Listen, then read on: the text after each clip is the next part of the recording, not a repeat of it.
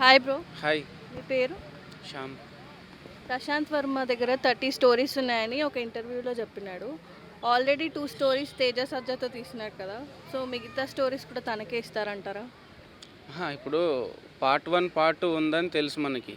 Hanuman part 2 అయితే మన తేజకి ఇస్తాడు.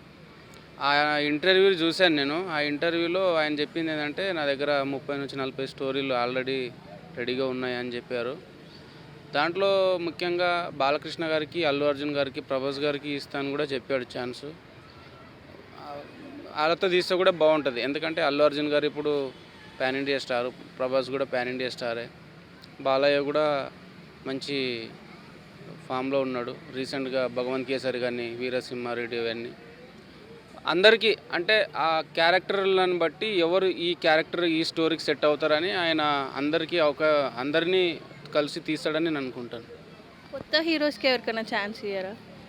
కొత్త హీరోస్ అంటే అదేనండి, ఇప్పుడు ఆయన చెప్పింది ఏంటంటే నా దగ్గర అయితే స్టోరీలు అయితే రెడీగా ఉన్నాయి. అందులో ఉన్న స్టోరీ క్యారెక్టర్స్ని బట్టి ఆ స్టోరీ క్యారెక్టర్ని ఎవరు సెట్ అవుతారో అలా కొత్త వాళ్ళు ఉండొచ్చు, పాత వాళ్ళు ఉండొచ్చు, అందరికీ అవకాశాలు ఇస్తాడని నేను అనుకుంటాను.